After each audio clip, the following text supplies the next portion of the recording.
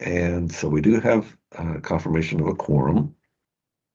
And has the press been notified of the meeting? The press has been notified. So we have that. And then at this time on the agenda, we have a opportunity for the public to participate if they have any issues or concerns, and we can give those individuals up to 5 minutes to share those concerns or issues. I'll give it a minute here. If we don't hear anything, we'll move on.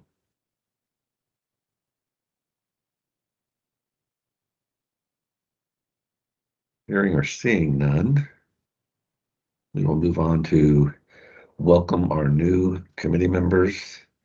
And again, we've lost some good individuals whose terms have expired, but look forward to the contributions that our new members will be able to provide to us. And I would like for them, if they don't have any problems with that, to maybe introduce themselves or maybe a brief little explanation of their background and how they hopefully will contribute and maybe what they hope to get from this. And I'll just start with Catherine Dobbins with Wellspring.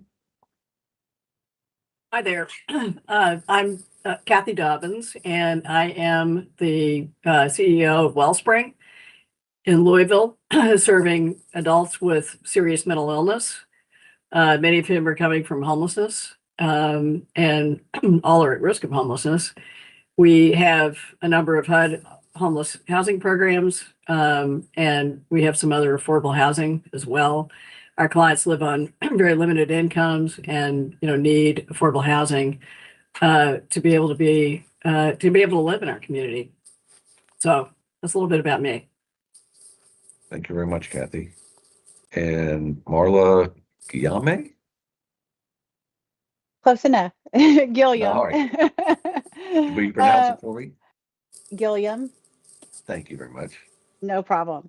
Hello, everybody. I'm Marla Gilliam, and I am with National Mortgage Insurance.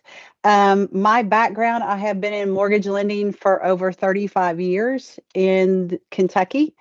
And currently I'm working, like I said, with National Mortgage Insurance. And I've also sit on the boards for Kentucky Mortgage Bankers Association, for the state, and for Louisville, and for Lexington. Thank you. Appreciate that. And next we have Bruce Hill. Thanks, David. My name is Bruce Hill. I'm with Welcome House Incorporated. I'm the regional director for homeless solutions and housing supportive services for Welcome House, covering the ad districts of Buffalo Trace, Gateway, and Fiveco. And I bring a strong commitment to ensuring that rural communities are meaningfully represented in a statewide homelessness planning and policy development. And thank you for the invite. Thank you. And next we have Gracie Kelly.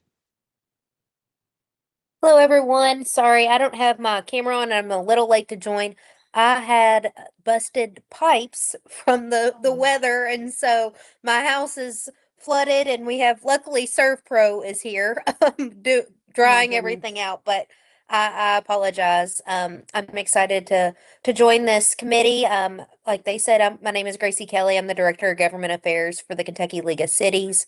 Prior to joining KLC, in 2024, I was the Associate Director at the Kentucky Association of Counties.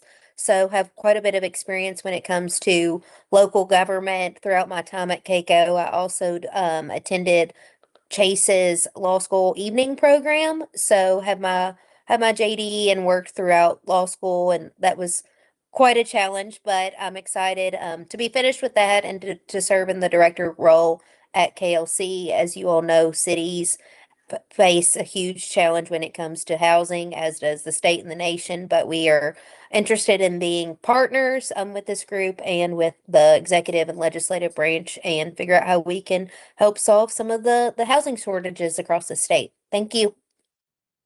Well, sorry to hear about your water issues, but again, thank you for joining us in a kind of difficult time for you. We appreciate that. And lastly, we have Rayshawn Martin. Thank you, David. It's Rayshawn Martin, or you guys can all call me Ray. Either's fine. I am the executive director of St. John Center in Louisville, Kentucky. St. John Center is a homeless service and housing agency. We are really committed to doing more, right, in the housing arena as we support our neighbors who have fallen between the cracks. We served over 3,100 people last year, all of them either suffering from, right, the lack of affordable housing and all looking for, right, affordable housing. And we've recently completed our first project as a co-developer with LDG to create permanent supportive housing through a project called Sheehan Landing. And I am here excited to learn more about the policies that contribute to these sorts of housing interventions like Sheehan Landing, and hope to contribute, right, our learning as well. And thank you. Appreciate that. And we will then start with our other members, and I will start. And again, my name is David Allgood. I've been on the council for quite some time, and I am filling in after Bev Merrill had to transition off the board. And so this is the first meeting as chair. So hopefully everything will go okay, but if it doesn't, we'll blame somebody else. So thanks to all of you again for joining us. And Lisa, do you mind just calling on individuals to see who would introduce themselves after that, Sure. please? I'm just going to go down my member list as I've written people down as they join. So in no particular order. Zach Worsham. Yeah, hi, Zach Worsham here with Winterwood Incorporated, representing real estate developers and affordable property managers. Thank you. Kenya Stump. Welcome. Thank you, everyone. Kenya Stump here, Executive Director, Kentucky Office of Energy Policy. We're here because energy burden and affordable energy efficient housing go hand in hand. And we're here to support the work to get more energy efficient, affordable housing out there. Also to bring services to the existing high energy burden areas to help lower that burden and lower those utility bills. Thank you. Thank you. Logan Haynes. Everyone, Logan Haynes here, Executive Director of the Kentucky Manufactured Housing Institute. We are the trade association that represents the manufactured and modular industry, and do a lot of different policy work around the state to help be a solution to the affordable housing crisis. So happy to be here. Thank you. Brian Slusher. Hey, hello everyone. I'm sorry, let me turn my camera on. I'm Brian Slusher. I'm a representative for the Carpenters Union here in Central Kentucky. Thank you. Dean Loy. Michael Gardner.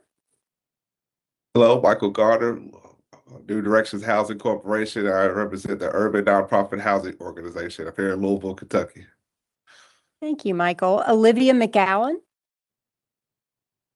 Hi, Olivia McCowan. I'm the Public Affairs Director with the Home Builders Association of Kentucky, so the statewide organization. Thank you. Kathy Figelstaller. Hi, I'm Kathy Figelstaller. I represent proxy for Commissioner Matt Sawyers at the Department for Local Government. Thanks, Kathy. Tracy Jackson.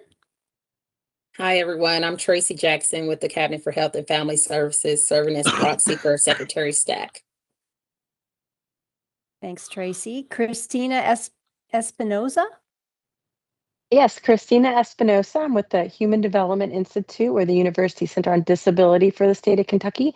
I work on housing projects across the state for affordable, accessible housing and expanding housing options and solutions for folks with disabilities, which here in Kentucky, we have even higher numbers of. So thanks. Thank you. Jeremy Stevens. Jeremy Stevens here. I'm the Housing Services Director for Audubon Area Community Services in Davis County. Glad to be part of the conversation. Sorry, my camera's off. I'm in between two properties where water leaks everywhere and they're in the cold.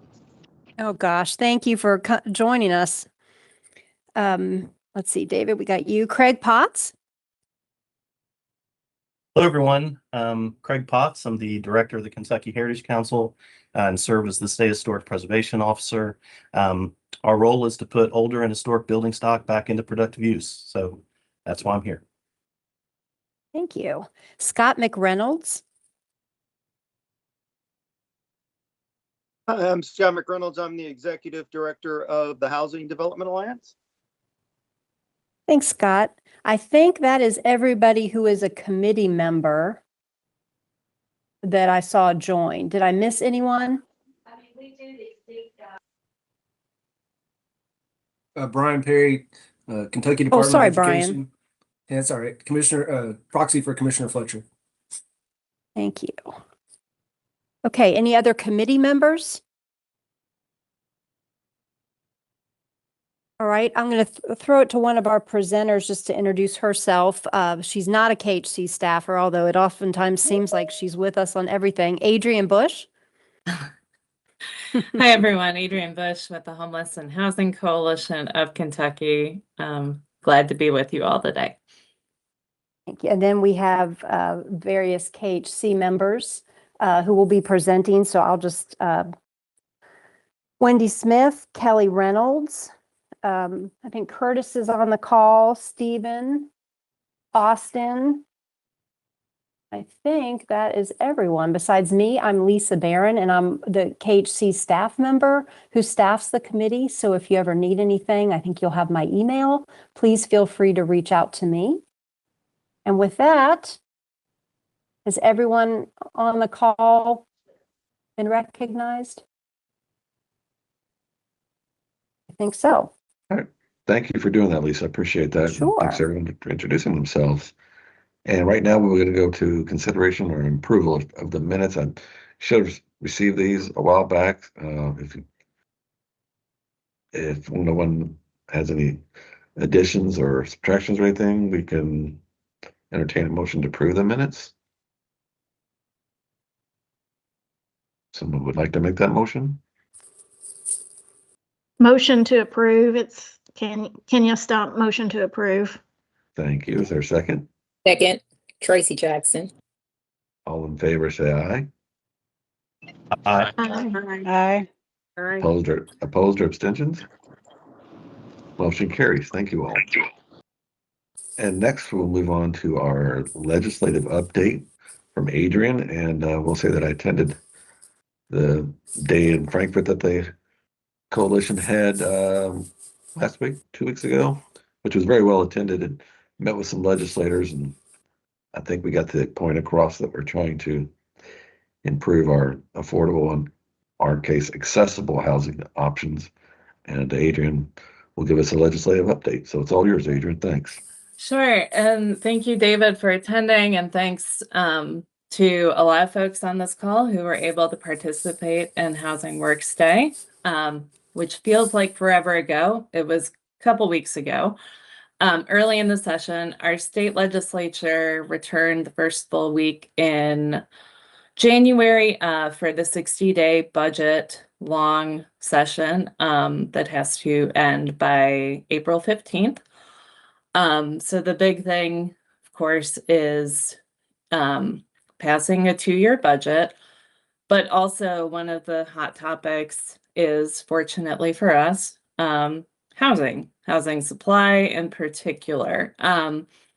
So right now we are in the good problem to have position of lots of housing bills being filed. There are about 50 that we have marked for tracking. I'm not going to say that I'm giving each of them equal attention at this point, but lots of bills have been filed in both the House and Senate. The filing deadline is not until the first week in March. So I do anticipate seeing more, especially from members who served on the interim legislative housing task force. So from HHCK's perspective, our 3 priority bills have been filed and assigned to committee. On the House side, the House is assigning all bills to committee. So while we should celebrate early and often, it's, we also have to recognize all bills are being assigned to committee. The Senate, it's unclear.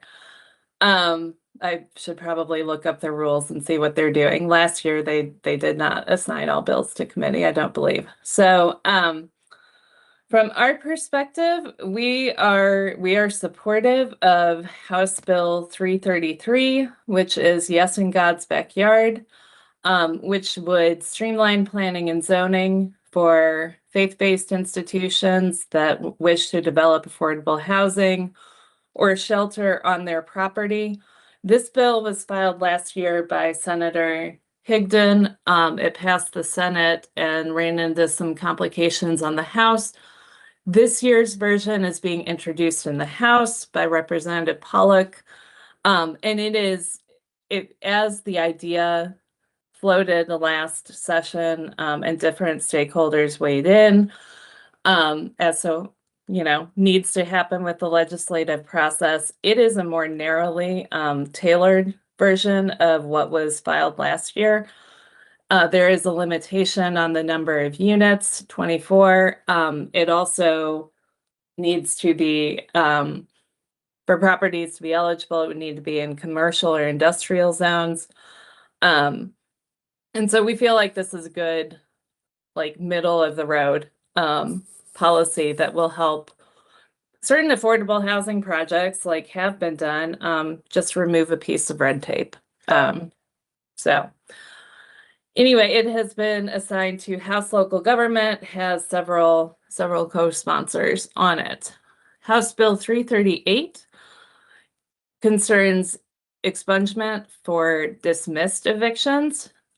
This committee had a pretty robust discussion about what does that mean at the October meeting. So for those of you who were there, I will ask you to cast your mind back to last fall, which feels forever ago.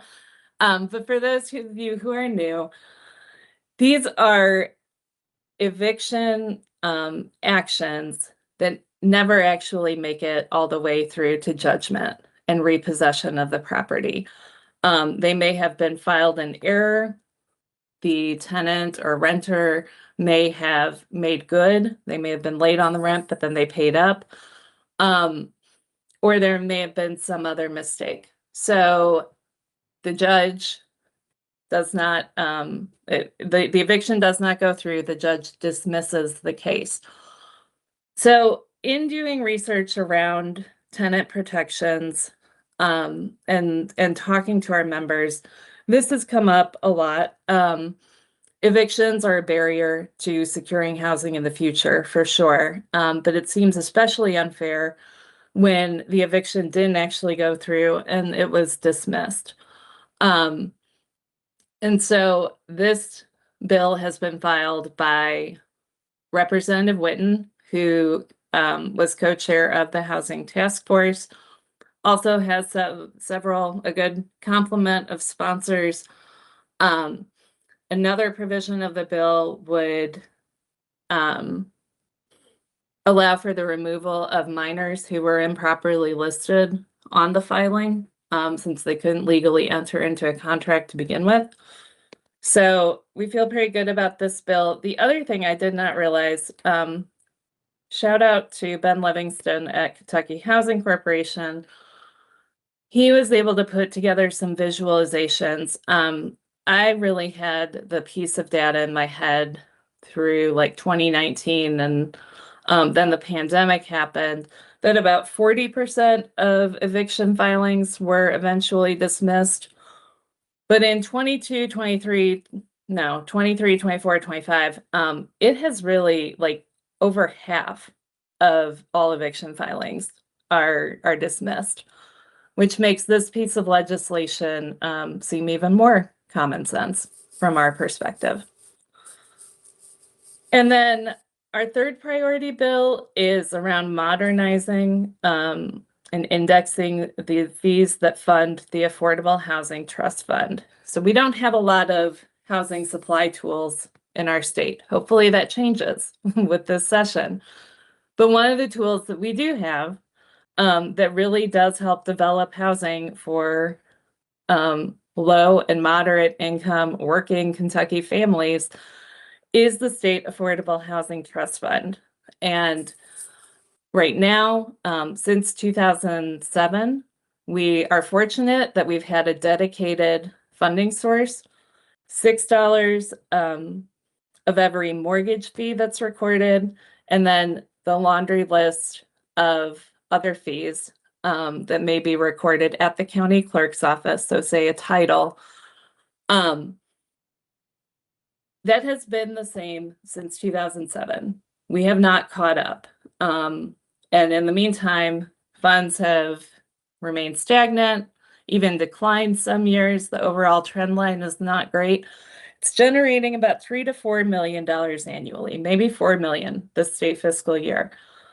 And as we know, we have over 200,000 homes that we need to develop. Over half those homes are for Kentuckians who are between 0 and 60% area median income. And so this would, by modernizing, catching up those fees and allowing for modest growth to keep pace with inflation in the future, I feel like this will be a great tool of, it's a tool that already works, it just hasn't been scaled up. So that is House Bill 411.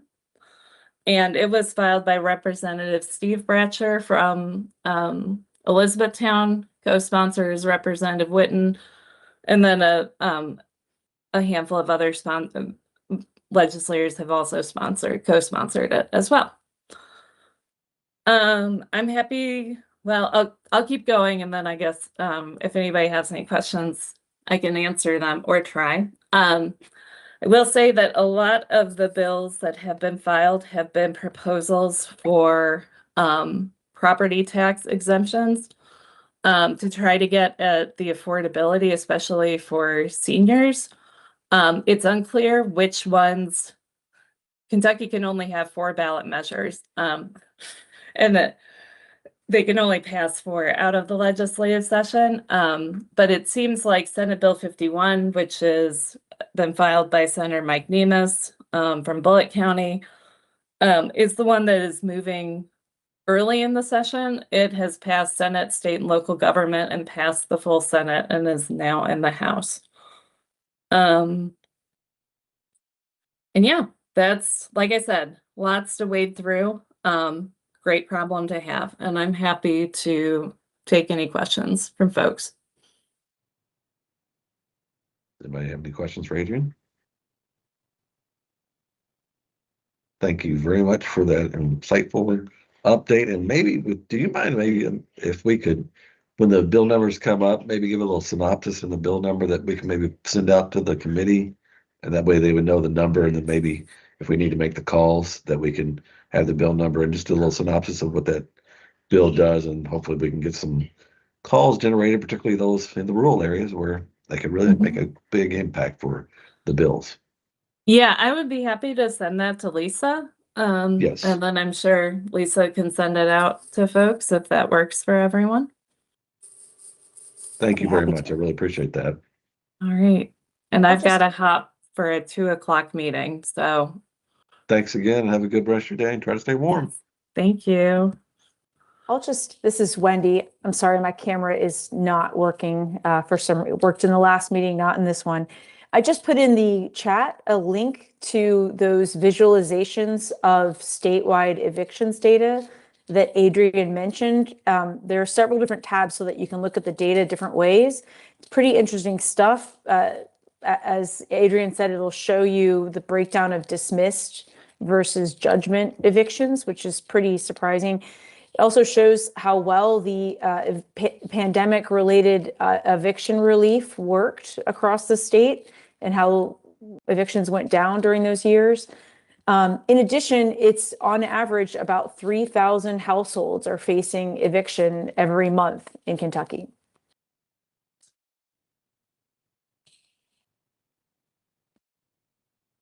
That's pretty unbelievable. All right, next, thank you again for that, Wendy. And next we have kind of an appropriate update on weatherization at this nice freezing cold weather we're having. So a weatherization program update for Kelly Reynolds. Can everyone hear me? You're breaking up a little bit, Kelly. Kelly, just so Okay. everyone knows, Kelly is dealing with no power that went off during our last meeting this morning. So she's graciously called in as she's freezing to try to help us with these slides. So Kelly, if you want to try it again. Okay, I'll try it. My power just came back on, but nothing is working quite yet. Is it getting any better? We're hearing you a little bit better. Okay, all right. My phone should be working on Wi-Fi, and maybe I can get onto my Teams app. I'm still working on this. So let's go ahead and get started. I'll speak slowly. Yeah, slow will help with the call. Okay, all right. Weatherization.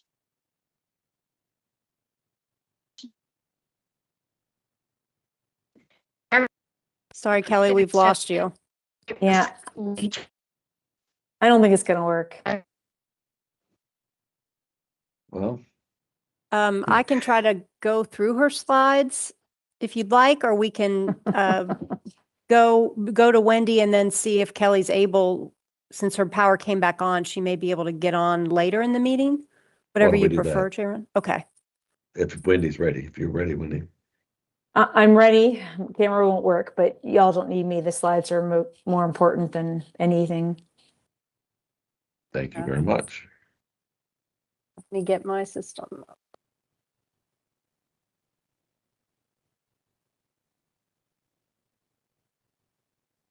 So I just have a handful of updates for you all. I'm going to cover a little bit about the current legislative session that Adrian also already gave us a lot of information about. The status of our homelessness continuum of care funding, because we discussed that at our last meeting.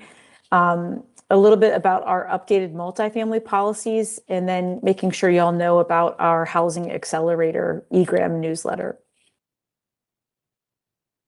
So Adrian shared quite a bit with you all. I just want to share that we at KHC are also experiencing kind of an unprecedented level of activity in terms of legislators or advocacy partners asking us for information, especially about the Affordable Housing Trust Fund, as well as we respond and do written feedback for the Finance Cabinet to any legislation that we think might impact our work or housing. And we've just never been so busy. I'm going to take this as a sign that some good things are going to happen. I am extremely hopeful and prepared to be disappointed. I'm guessing you all live in that realm too, right? But it is very positive what we're seeing and how much engagement we are having. In addition, KHC, I believe Adrian as well, and several other partners, as well as legislators, will be participating in a KET Kentucky Tonight housing panel. This will be the third one that they've done, second one that I participated on. It's going to be on February 2nd. It got rescheduled from yesterday because of the weather. But I really feel like KET's kind of focused on it, and I'm happy to see them hold it up again for a public panel with a lot of the legislators who are on the task force. Next slide. We have at least temporary good news on our homelessness funding. There is a federal court case for which KHC helped to write the kind of the declaration of, I don't know, I'm not going to have the right word for it because I'm not an attorney, but almost the declaration of harm for Kentucky.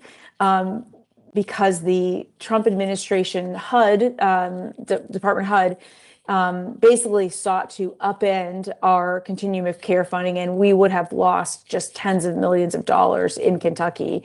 It would have been devastating and would have caused people to become homeless again, because it was going to radically cut how much we could spend on housing people who have been homeless. And we spend 60 to 70% plus of our funds every year on what's called permanent housing, which is just helping to pay a portion of the rent for folks who were previously homeless. It's the quickest way to end homelessness, everybody, is to house people. It's really important. And it's essential. We've also, supported the development of projects across the state that rely on this funding in part to keep people housed, because properties like the one that Ray developed recently that are permanent supportive housing, so it's housing for people who are homeless with services on site, they have to have rent because they have to pay utilities and insurance and staff and maintenance. And so it's just really essential. Anyway, that court case, which involved Kentucky, 19 other states, and the District of Columbia, was combined with a couple of national nonprofits. And thus far, the court has told HUD to prepare to renew our funding, which is what was supposed to happen. Congress had said we would compete 1 year and then it would get renewed the second year.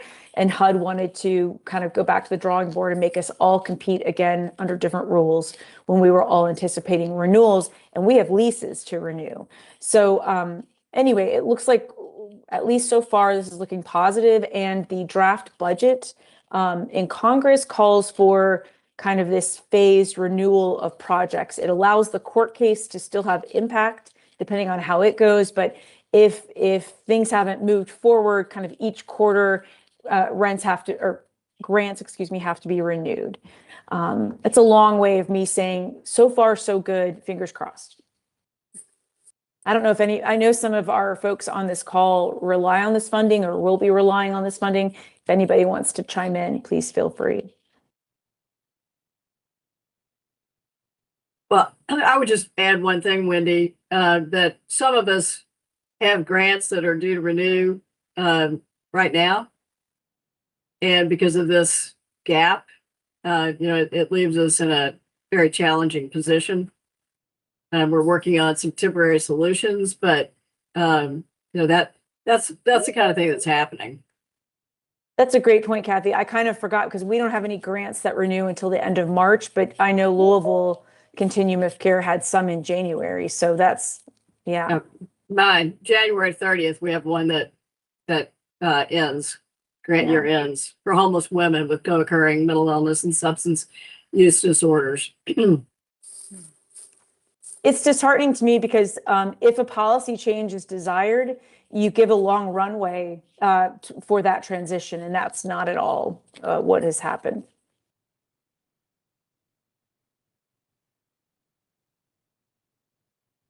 Okay, so the other thing I wanted to let you all know about is that we have done an overhaul of our multifamily funding and finance policies.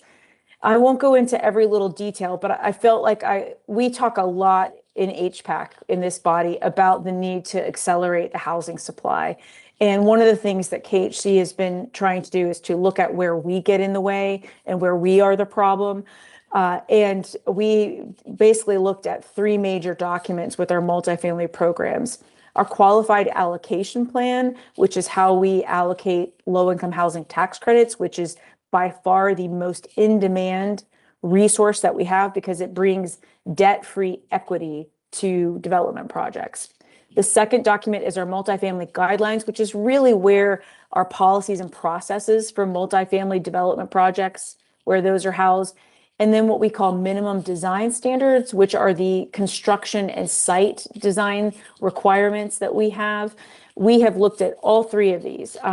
Lisa, I'm not going to remember the number, but we have talked with upwards of 20 to 30 different partners one-on-one in virtual and in-person meetings to hear what they like, what they don't like. We've also talked with membership organizations to get their feedback, really trying to understand kind of what we're doing well, what we're not. And I will share with you that we are making some needed changes. So a couple of the key policy changes related to construction and design is we will no longer have any parking requirements. None. Basically, we're going to let the local government, the financing entities, because there's always a bank and a tax credit investor involved, and the developer and the market study decide how much parking is needed, right? If it's all homeless individuals, probably not going to have a lot of cars, right? All elderly, usually not a lot of cars, and certainly not the ratios that we have been requiring. And our ratios often make it difficult to do infill in older communities, where there's bus lines or people just park on the street. So that's a big deal for us. We've also gone through and just gotten rid of some stuff that felt pretty antiquated, like instead of requiring really specific equipment and stuff to achieve energy efficiency, we're using this thing called ResCheck, where it's like if we can get an overall energy efficiency score for the overall unit or home, we will take that instead of requiring all these minutia individual items. We have some things around some of the materials we require for cabinetry, not allowing treated but exposed timber, just a lot of stuff like that. We've cleaned all of that out and we've reformatted it so that it's, back when we created our design guidelines, we found the Kentucky building code to be quite lacking, but code has come a long way. And so now we're going to write it so that it's code plus these things that we and or our funding require. We're also going to make it clear that for some things we will have a different requirement if HUD funds are in it versus not. Where HUD requires something that we really don't see as beneficial or useful, we will require it for the HUD funds because we have to, but we won't where HUD funds aren't being used. Those are just a few examples. I'm just wanting to kind of convey to you all that we really were trying to kind of clean it up and be more responsive and not be in the way of getting stuff built. We did maintain, and I'm saying this for David's benefit in particular, all of our universal design requirements. So we do require certain features to houses in terms of doorway widths, hallway widths, putting in some blocking in the bathrooms so that grab bars can be installed later, things like that, so that particularly our homeownership units, but also our rental units are somewhere where if you became disabled in the unit, you don't have to move out. It is at least somewhat functional. It might not be built fully accessible every single unit, but it is at least minimally functional. And then when you think about our guidelines and our QAP, one of the big things that we are hearing from developers is there's a really high barrier to applying for what are called tax credits. They might spend $50,000 to $100,000 preparing a very detailed application. That's a really high barrier, and we don't want to waste folks' money. And so we're going to shift to what we're calling a pre-application, where a small amount of information is required that allows us to rank projects against each other and lets applicants see a preliminary score so they can decide if they want to move forward or not. We are going to maintain our split of 90% new construction for 9% tax credits and 10% for rehab or preservation. We just really need more supply. We will have a lot more what are called tax exempt bonds. We will be putting out a funding round for tax exempt bonds for at least $100 million soon. And next year we aim to do the same thing. So we're trying to make that a more predictable kind of funding path. So anyway, there's so much I could get into, but I just wanted to let you all know we have done this kind of significant kind of listening campaign and overhaul of our stuff with the aim of not requiring so many waivers and special requests so that projects can move faster, and not asking for things that are so particular, it's almost ridiculous.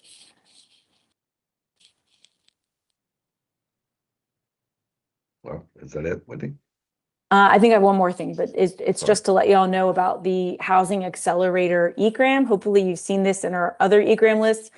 And if you would like us to get it out to you via the HPAC email, we can do it. The aim of this is we have a lot of new partners who don't use our programs. They're not going to apply to a grant funding round or something, but they want to know what's going on with legislation, with the housing supply, all of that kind of stuff. So we started this eGram that it's just called the Housing Accelerator.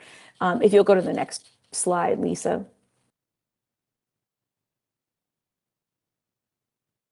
Through this, you can ask for a presentation about your county's housing supply gap. Our Housing Supply Accelerator, Heather Haregrove, has been doing those around the state, and we'll get into like more detailed information. A lot of it's all available on our website, but a lot of counties want a kind of a presentation to their elected officials or to a planning body. Next slide. And then we are advertising right now a couple of webinars coming up. One is a data dashboard that really kind of shows kind of what's happening with the housing supply gap compared to key areas of employment, like common occupations, and what those folks earn versus median housing cost. Just another way to talk about the issue, about the mismatch between what we're building, what's out there, and what things cost versus incomes in different counties. And then also we are partnering with the Cabinet for Economic Development to help communities understand how you can apply to have parts of your local area included in the state's opportunity zone designations. This is in theory going to be a major kind of investment vehicle for all kinds of like economic development and infrastructure, but also housing. And it's being run by economic development. And so we're just wanting to highlight it so that local communities can know about it. And is there one more slide or is that it, Lisa? That's it. That's it. Okay. Thank you all so much. And please feel free to send me or Lisa any questions that you have. Thank you very much, Wendy, for that thorough and explanation of what's going on, and appreciate that. And I don't know if there's any way that we could, but just for those of us who do have accessible parking issues, maybe we could strongly encourage those individuals. I don't know if it's even possible to keep in mind the number of people with access issues for parking. Again, maybe it's a pie in the sky as a request, but maybe we could just hopefully enlighten them to the sometimes needs for accessible parking issues. Thank you very much. And do you think that Let's Kelly see, is- Kelly. She's still on the call. Still on the phone because none of the technology is working. You sound good right this second. No, but I think, Oh, okay, maybe not. perfect, because I just got the Wi-Fi back. Maybe not. Yes. I'm trying to log in. Okay, let's try this. And as soon as I can get back to my computer and get it going, I'm working on that. All right, let's try this again. Our DOE state plan. Our DOE program year starts July 1. However, our state plan was not approved until the end of September. So we really didn't get started on the current formula funding until October 1. We did get a 90-day extension on our previous funding, so agencies and subgrantees had funding. It's just how that the different years worked. We are working on another multifamily project. Been talking about this for about a year now. We ran into some complications with their PTAC units. We cannot get energy efficient PTAC units in the current size holes that are in about 2/3 of the buildings. So we're going to have to make the holes bigger, and it's just complicated with the contractors. And then I have legislative updates. So if we'll go to the next slide, those are all the things we're going to talk about. But go, if you'll flip the slide, Lisa. All right. So again, this is that formula state plan. We do have quarterly reporting due this week. The old formula ended 9/30, so we just have 1 quarter to report on, even though as far as DOE is concerned, we had 2 quarters to spend the money. Just FYI, so what DOE would expect us to have. We are supposed to be starting state planning for the next state plan, which would start July 1, 2026. We usually start that planning. However, we have received no guidance. All right, next slide.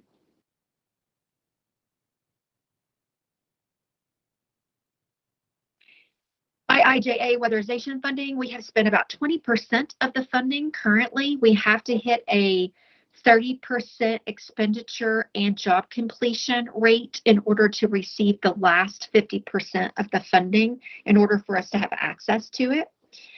So that's where that is. We have spent about 41 million. We have 41 million remaining. We received about 52 million initially. It provides funding until 2029.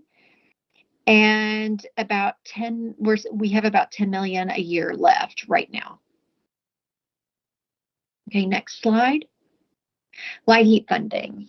So our light heat funding is what we use to braid with our Department of Energy funding on both of those grants. The light heat funding comes to us from a grant from the Cabinet for Health and Family Services.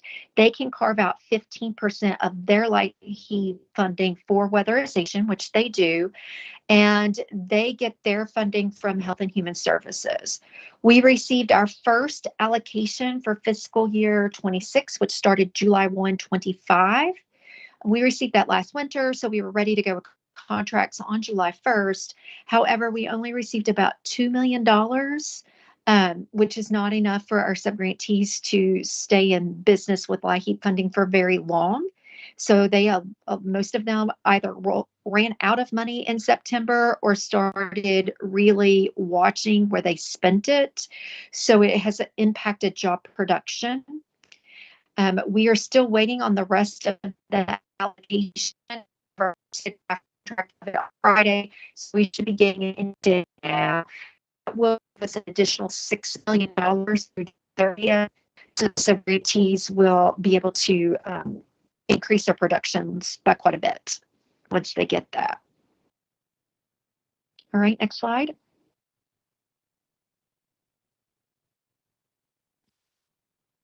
So the legislation and funding, this is really probably the more impactful update for you, is our IIJA funding is in place until 2029. So far, that has not been retracted. We are good with that money for the moment. It was part of IRA, but we are still okay. DOE formula, President Trump zeroed that out in his budget. However, the House appropriations that Congress wants to be signed for weatherization. It is not other energy programs can make talk that, but for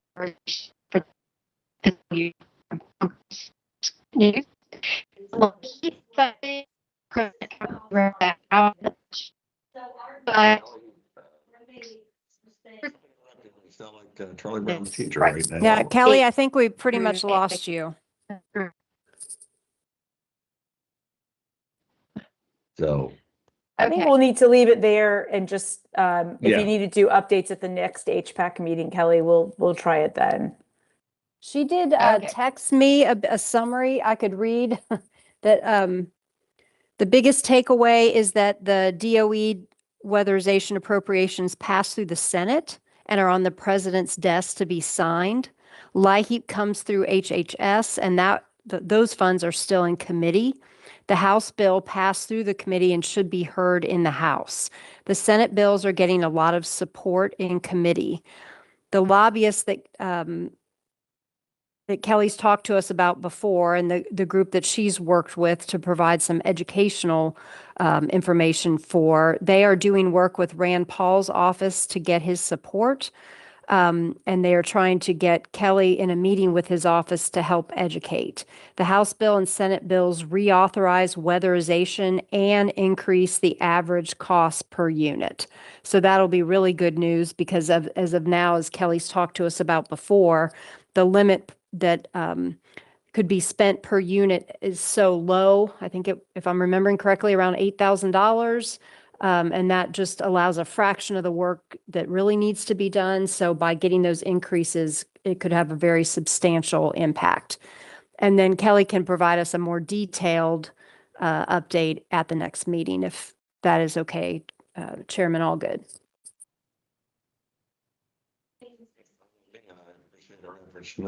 Very trying time for her to try to get that done. Much appreciated. So next on our agenda would be the informational items or announcements. If anyone has anything they would like to share with the rest of us, would be happy to do so. This would be the time to do so if you so choose. All right, so next, does anyone have any suggestions or topics for our next meeting, which would be on April 28th, that they think would be pertinent for the group to hear or could be informative and would like to maybe try to set up for our next meeting? be happy to. This is Go ahead. This is Yvonne. Sorry. We greatly are in need of some assistance in helping our community, specifically the historic homes that have been recently dedicated here in the West End. We need help helping those families access historic funding for historic preservation, and also for helping them gain access to historic preservation consultants. One of the things that we've been told is that there's this huge fund at the state level that could help those families with keeping their repairs and or maintenance, and then also any modifications, upgrades or modifications that they need to make to their properties. And we don't have enough of that information being distributed here locally. And we are happy to host something, but that is a great need. And then I just want to say kudos to you all for participating in the education piece for the neighborhoods that you just talked about. Oh goodness, the name of it. Oh, it left me. But anyway, she just made the announcement that you all would be participating in the with the cabinet. And I think that is huge. And thank you so much. Any way we can help with that, we'd love to. Opportunity zones. Could I jump in there real quick? Appreciate that comment. The agency that I'm with, we administer that historic preservation tax credit you're referring to.